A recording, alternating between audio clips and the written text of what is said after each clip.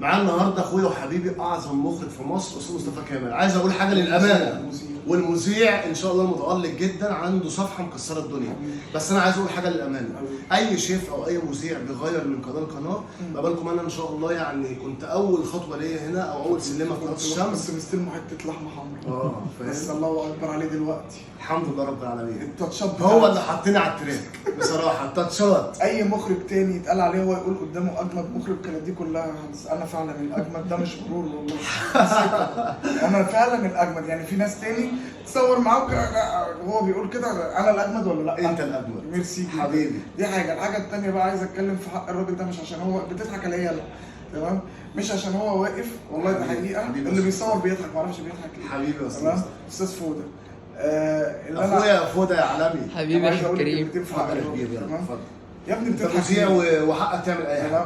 الراجل ده قسما بالله قسما بالله يستاهل الخير كله. حبيبي يا استاذ. لان هو كريم واسم على مسمى فعلا. وانا كريم وانت وبيدي تستاهل. والله العظيم دي حقيقه. وبيدي فعلا الاكل يعني نفسه في الاكل الله اكبر. دي اول حاجه. حبيبي. يعني هو يستحق فعلا يعني من احسن الشيفات اللي موجودين. حبيبي يا استاذ مصطفى، دايما بقول ان المقادير يا استاذ مصطفى وانت مخرج وخرجت برامج طبخ كتير، الاكل مقادير وشويه حب ونفس طبعا. النفس طول ما مش موجود. الحب هو ناس النفس كتير بالنسبه لي. بتطبخ، يعني ناس كتير بتعك، ما عندناش ادنى مشكله.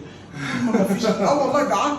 النفس، الراجل ده نفسه. احنا يا جماعه بنخرج لما اجي اخرج مطبخ، في مطبخ تلاقيني ببقى مستني انا كمخرج من حقي ان انا استنى البرنامج بتاعي. بستناه والله العظيم. حبيبي. من حقي ان انا ادوق الاكل ده. انا حقي، انا راجل بخرج عايز ادوق. صحيح. في ناس تاخد منها وانت مرتاح وقلبك مرتاح لسبب واحد. صحيح. نفس وسمحان نيه وجميل وكده، حد كده طيب ومحترم وكريم. وفي ناس ممكن تلاقي النفس وما تلاقيش سمحان نيه، تاكل تعيا وهكذا. يعني انت فاهم. وفي ناس تعمل اكل شكله نضيف ولكن هو ما فيش نفس. صحيح. فهو الحمد لله ربنا نعم علينا بالشيفات كلهم. كريم من افضلهم بفضل الله يعني. ربنا يبارك لك. نفسهم الله اكبر والله ولا كلمه. اللي بتشوفوه على الشاشه على الطبيعه احلى واحلى كمان. خبرة السنين بنجيبها لحضراتكم وانتوا قاعدين في البيت بجد والله العظيم. 3 النهارده ان شاء الله كمان عاملين اكل حلو قوي. عاملين عدس ابو جبه. هناخده بقى في حته ثانيه خالص. عامله بميه الحصرم. ايه الحصرم ده اللي هو اخواتنا الشباب عارفينه، اللي هو العنب الاخضر قبل ما يستوي. هيديكم مزازه كده. ياخد العدس ابو جبه المصري بتاعنا من ارض مصر الطيبه في حته ثانيه خالص. بيروح فين ده؟ دي اكله اصلها ايه؟ شامي.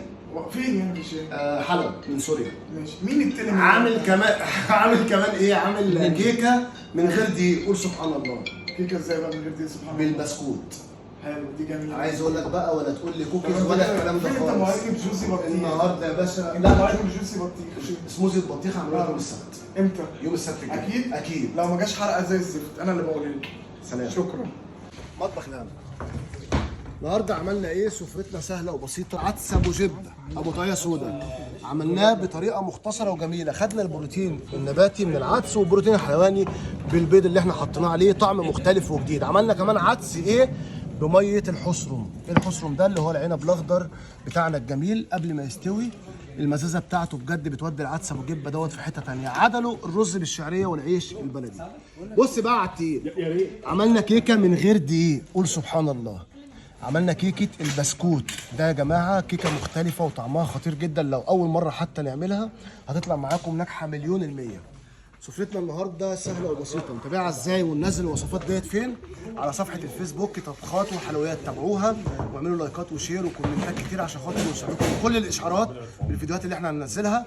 كمان تابعوا قناه الشمس على الفيسبوك وعلى اليوتيوب هتلاقوا كل الحلقات. اشوفكم في حلقه جديده. سلام.